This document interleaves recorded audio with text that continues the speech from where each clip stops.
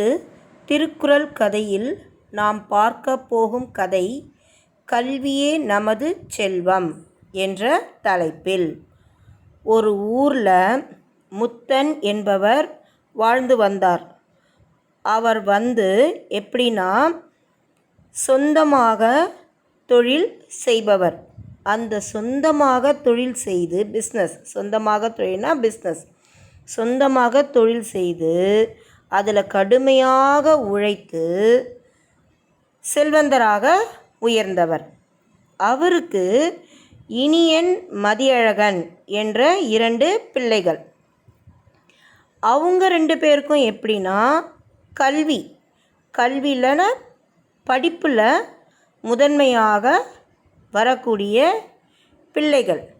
ஆனால் இந்த முத்தன் என்பவருக்கு கல்விக்கு முதன்மை அளிக்காமல் அவர்களை அவருடைய தொழிலில் ஈடுபடுத்த விரும்பினார்.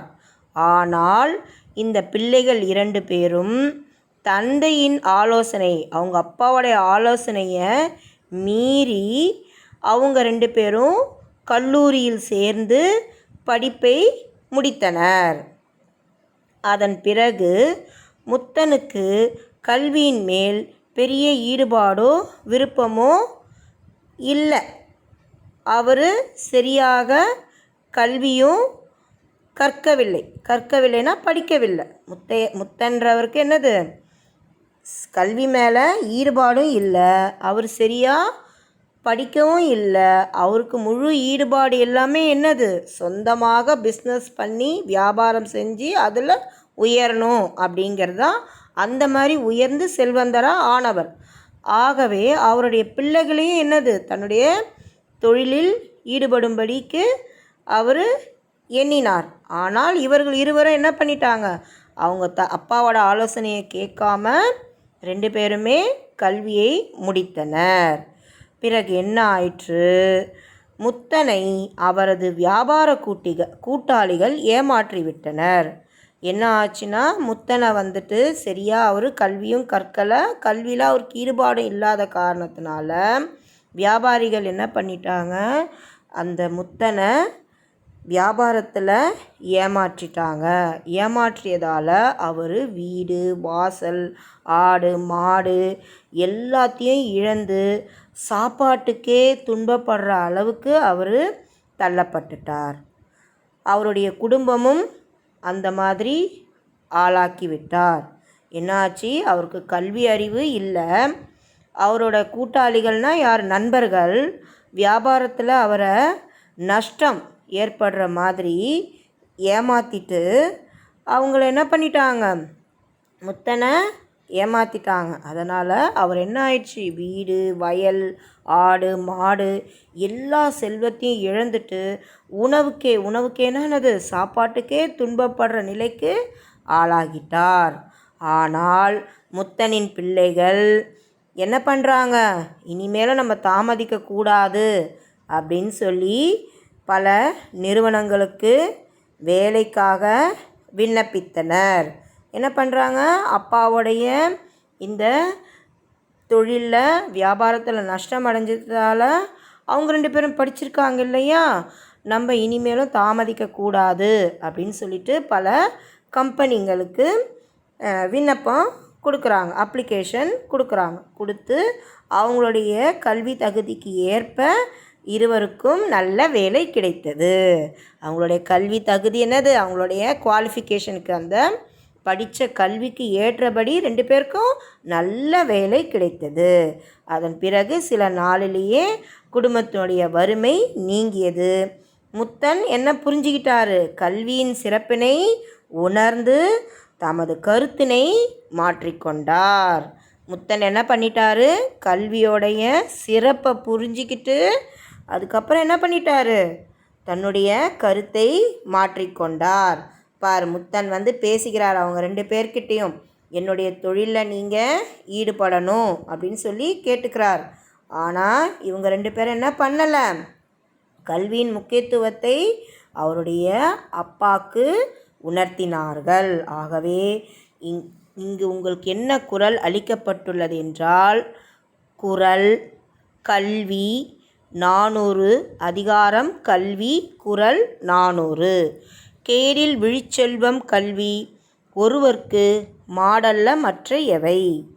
கேடில் விழுச்செல்வம் கல்வி ஒருவர்க்கு மாடல்ல மற்ற எவை.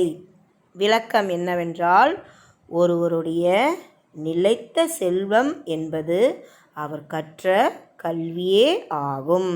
அதனை தவிர வேற எந்த செல்வமும் நீடித்து இருக்காது. ஒருவருக்கு நிலையான செல்வம் எது? கல்வி. கல்வியை தவிர வேற எந்த செல்வமும் நமக்கு நிலைத்து இருக்கவே இருக்காது. ஆமாம், இப்போ பாருங்கள், முத்தையன் பெரிய செல்வந்தராக இருந்தார். ஆனால் அவர் வறுமையில் இருக்கும் பொழுது அவருக்கு அந்த செல்வம் உதவியதா? உதவவே இல்லை. அவருக்கு எது உதவியது?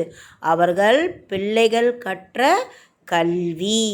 ஆகவே பிள்ளைகளே, நீங்களும் கல்வி கற்க வேண்டும். இன்றைய குறள் அதிகாரம் கல்வி குறள் 400. கேடில் விழுச்செல்வம் கல்வி ஒருவர்க்கு மாடல்ல மற்ற எவை. புரிஞ்சதா? அடுத்த கதை பாருங்க. திருக்குறள் கதையில் உண்மையான அணிகலன்கள். இது நம் பாடப்பகுதியில் கொடுக்கப்பட்டுள்ள கதை. முதியவர் ஒருவர் ஆலமரத்தடியில் அமர்ந்து இளைப்பாரி கொண்டிருந்தார். ஒரு வயதான ஒருத்தர் ஆலமரத்தில், பெரிய மரம் இல்லையா, அந்த ஆலமரத்துக்கு அடியில் உட்காந்துட்டு ஓய்வெடுத்துக்கிட்டு இருந்தார். அப்போது பக்கத்து ஊருக்கு செல்வதற்கு அவ்வழியே செல்வந்தர் ஒருவர் வந்தார்.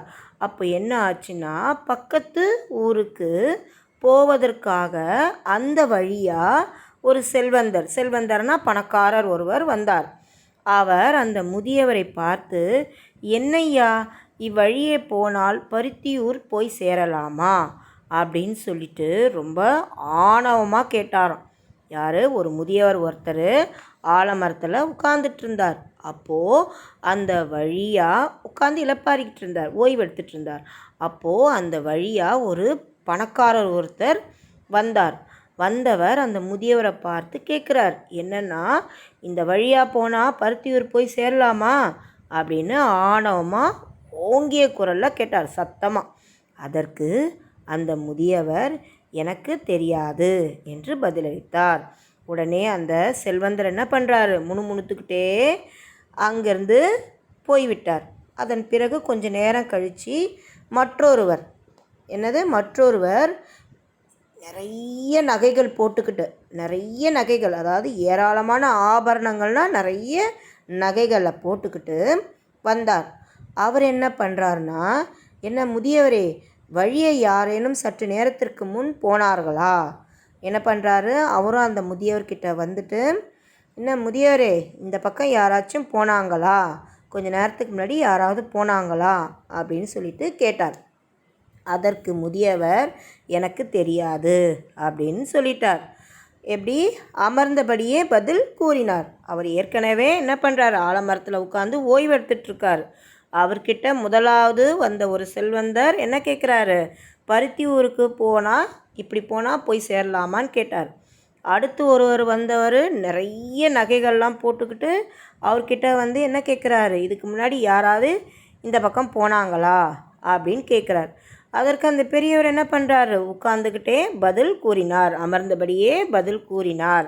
எனக்கு ஊர் எவ்வளவு செல்வாக்கு உள்ளது தெரியுமா? நான் கேட்கும்போது எழுந்து பதில் கூற மாட்டாயா? உடனே அந்த இரண்டாவதாக வந்த நபர் இரண்டாவதாக யார் வந்தார்? ஆபரணங்கள் போட்டுக்கிட்டு, நிறைய நகைகள்லாம் போட்டுக்கிட்டு வந்தவர் என்ன சொல்கிறாரு, எனக்கு இந்த ஊர்லேயே பெரிய மரியாதை இருக்குது, நீ உட்கார்ந்தபடி எனக்கு பதில் சொல்கிறியா?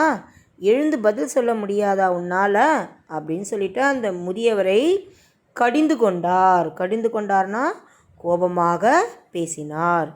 மூன்றாவது இளைஞன் ஒருவன் அவ்வழியே வந்து முதியவரிடம், ஐயா வணக்கம், நான் வழி தவறி இங்கு வந்துவிட்டேன், எனக்கு பருத்தியூர் செல்வதற்கு அருள் கூர்ந்து வழி கூறுங்கள். எப்படி பேசுகிறார் பார்த்தீங்களா?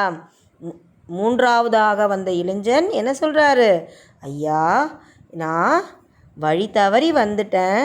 எனக்கு பருத்தியூர் போவதற்கு அருள் கூர்ந்து, அதாவது தயவு செய்து எனக்கு நீங்கள் வழி சொல்லுவீங்களா அப்படின்னு கேட்குறார். அதுக்கு என்ன பண்ணுறார் அந்த முதியவர் பார்க்கலாமா? முதியவரும் உரிய வழியை கூறினார். ஐயா, தங்களுக்கு ஏதேனும் உதவி வேண்டுமா என்று அந்த இளைஞன் முதியவரை கேட்டான். அதற்கு அந்த முதியவர் வேண்டாம் என மறுத்து கூறினார். பின்னர் இதுவரை அங்கு நடந்ததை கூறி அதுக்கப்புறம் என்ன பண்ணுறாரு? அந்த முதியவர் வழி சொன்னதும் அந்த தம்பி என்ன பண்ணுறார்? அந்த இளைஞன், உங்களுக்கு ஏதாவது உதவி வேணுமா அப்படின்னு சொல்லிட்டு கேட்குறார். அதுக்கு அந்த பெரியவர் வேண்டாப்பா அப்படின்னு சொல்லிட்டு இதுவரை அங்கே நடந்ததையெல்லாம் அந்த இளைஞனிடம் கூறினார்.